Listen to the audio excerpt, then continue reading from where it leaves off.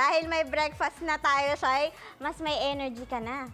Kaya makisaya tayo at makipagbasaan sa Wata Wata Festival! Wata-wata! Naku, sobrang saya nga dyan. As in, at talagang mababasa ka dyan. Na-try ko na yan, masaya siya. Dahil ayan o, mga kapuso na, mga tropa natin dyan ang babasa. At sina Anjo nga at si Ju sa basang-basa. Kanina pa! Ay, no, kamusta kayo dyan? Sana hindi sila nilalamig. Saya! Good morning ulit, Mars, Shaira, and Ate Jo. Nagbabalik tayo dito sa San Juan City para sa Wata Wata 2026! Yes! Good morning, mga kapuso! Basang-basa na tayo! Pero grabe, ang saya ng mga tao dito ngayon sa San Juan. Okay po ba, mga taga San Juan? Kamusta po, mga tiga San Juan? Yes! Siyempre, tuloy-tuloy pa rin po ang pakikisa natin para sa kapistahan ng St. John the Baptist. Kaya naman, alam niyo mga kapuso, alas 7 talaga umpisa na itong basaan. Pero ang aga namin nagsimula. Joy, kaya mo ba ba? Kaya ko to! Pero ito na nga, Joy, magtatanong tayo ng mga kapuso natin dito kung kamusta ba sila at kung inaasahan nila ngayong umaga. Pare, sino pwede mga Ito kausap? yung mga... Ano? Tol, anong pangalan mo? Cedric po, Cedric, ano inaaban mo tuwing Wata-Wata? basaan po. Masaya ka ba? Opo! Ipakita mo kung masaya ka!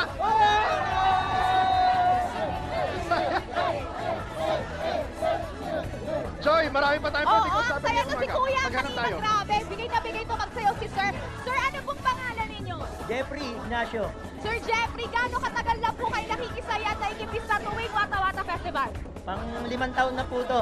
5 taon? Ano po ito? Panata nyo na po ba to? Parang ganda rin po. Gaano po kasaya lagi ang experience ng Wata Wata Ay, sobra po. Festival? Sobrang saya po. Sobrang saya. Gaano kasaya, sir? Mga Alam kapuso, niyo, mga kapuso. kita nyo naman kung gaano kasaya dito sa Wata 226. At mga kapuso, hindi lang yan dahil meron tayong sorpresa. Joy, ano yung sorpresa Yes, natin? mamaya may patabo tayo para sa ating mga kapuso. Kaya naman kung gusto nyo makita ang sorpresa na to, tutok lang kayo dito sa inyong pampansang morning show kung saan laging una ka! Ulang Hirit! Samantalang ituloy pa natin ang saya this morning dahil makikifiesta tayo sa Wata Wata Festival! Ang saya-saya dyan, no? Talagang basa akong basa. Yes! Balikan na ulit natin sina Anjo at Jusa. Hi, guys! Hello, Ma'am Joy and Ma'am Shai! Hello sa inyo! Happy Wata Wata Festival! Siyempre, nandito pa rin tayo kasama ang ating mga nakikiselebrate ng Wata Wata Festival. So, ito ay celebration, of course, parang pouring of blessings ang simbolo nito para sa mga nakikisaya at nakikipista dito. Dahil ito lang naman po ay kapistahan ni St. John the Baptist. Pero, paalala namin sa lahat, meron lang po tayong basaan zone dito po sa San Juan. At syempre, may city ordinance din po tayo. Ang sinasabi po nating basaan zone ay dito po yan sa may Pinaglabanan Road. Sa pagitan po yan ng N. Domingo at P. Guevara Street at Pinaglabanan Shrine. Para naman po sa ating city ordinance, paalala lamang po natin sa atin pong mga kababayan na nakikisaya dito. Syempre, meron lamang po tayong designated zones kung saan pwede magbasaan at gumamit lamang po ng malinis na tubig. Tsaka, huwag po natin babasahin yung mga nasa loob ng sasakyan. Mahigpit din pong ipinagbabawal yung mga nagbubukas na saradong sasakyan o yung mga pagpasok sa loob po ng mga sasakyan na bukas para basahin yung mga pasahero sa loob. Again, meron po tayo mga designated na basaan. So syempre mga kababayan, no, mga kapuso, isa din pong paalala sa inyo na yung mga lalabag po sa ating city ordinance ay may karampatang parusa. Para po sa mga mahuhuling lalabag, meron po silang multa na 5,000 pesos at maaaring makulong ng 10 days ng 10 araw para sa mga minor de edad naman po na mahuhuli na lalabag sa ating city ordinance.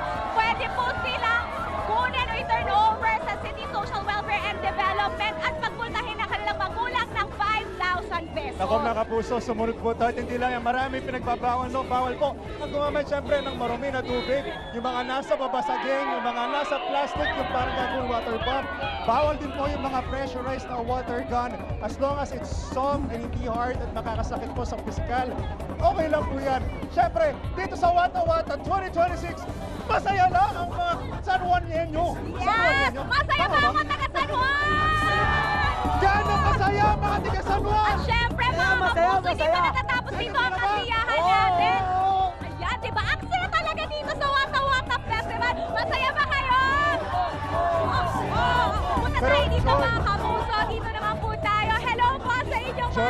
no? umaga, meron tayong palaro para sa mga kapuso Oo. natin na ineda. May sorpresa tayo. Gagawin lang nila, tatanungin natin sila.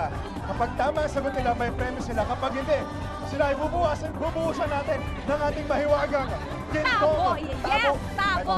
So mga kapuso, ang sorpresa natin para sa malaking isa dito sa Wata Wata Festival ay tanong o tabo. Pag nasagot nila ng tama ang ating tanong, mananalo sila ng 1,000 pesos. Pero kung hindi naman, papasayin natin sila gamit ang ating golden tabo. Pero may consolation na 500 Yes. pesos. Atras si Mami, ready. Mami, ano pong pangalan nila? Ted po, Ted. Ma'am Ted. Ma'am Ted. Ma'am Ted, ready ka na ba sa iyong katanungan? Yes po. Okay, Madali Ma'am lang to. Ted. Madali lang to. Kung ang CO2 ay carbon dioxide, ano naman ang chemical formula ng water? H2O. H2O is correct! 1,000 pesos! 1,000 pesos, Ma'am Yes, Ted. hala pa tayo. Ito. Si Madam. Ano pong pangalan nila? Anita. Ma'am Ma'am Anita, Anita. ready na ba kayo sa katanungan? Yes. Madali lang to, Ma'am Anita. Ang tanong, ano ang 20% ng 1,000 pesos? 20%? 1%? 20% ng 1,000. 100. 1%. Sayang naman! Kuya, meron ka pa para bonus. Congratulations! Pero don't worry, may 500 pesos pa rin si Ma'am Anita. Ayan, bigyan natin ng 500 Congratulations, pesos galing si sa Ma'am unang hirit. Anita. Next question. Ayan ang question, Ma'am. Ano po ang pangalan natin? Grace po from Santa Lucia. Ma'am Grace, magaling po ba kayo sa mga quizzes nung bata kayo? Yes. Try na lang natin. Okay, ito po ang tanong para sa 1,000 pesos. Ang tanong, sa human body, anong hormone ang responsable sa pag-regulate ng blood sugar levels? 1,000. Time is up! Hindi na makasagot si Ma'am. Ang Ma'am, ano sagot?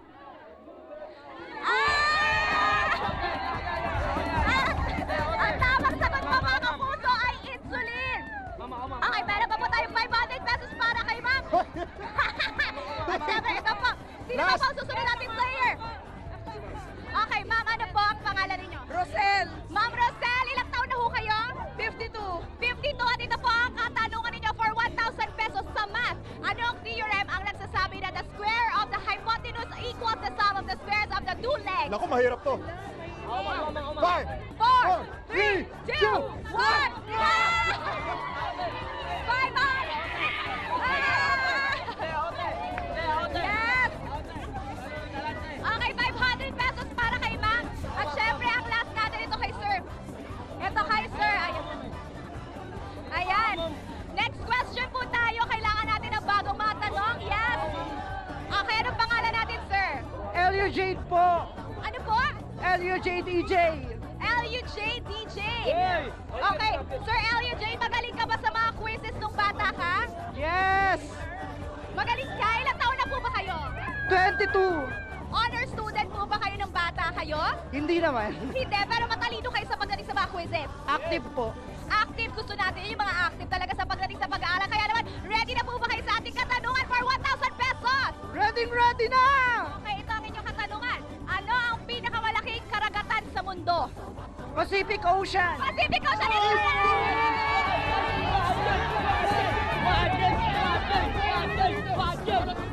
Ay, ang ganda! Ano? Lumapa ka muna, lumapa ka. Eh, Ano pangalan mo? ang ganda. Joanna Joanna Pay. Pay. Sa gabi yan, sa umaga. P. Pay lang. Pay pa rin. Okay, ano ang tanong niya, Jusa? Okay, pay for 1,000 pesos ang tanong. Anong uri ng bato ang nabubuo kapag lumalamig at tumigas ang lava? 5, 4, 3, 1! 500 pesos para kay Joanna Pay! 500 pesos!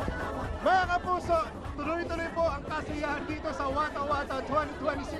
Siyempre, makikisaya pa kami Diyos, hindi po dito natatapos ang kasiyahan. Siyempre, kasama ang inyong pambansang Wally Show, kung saan laging una ka. Una!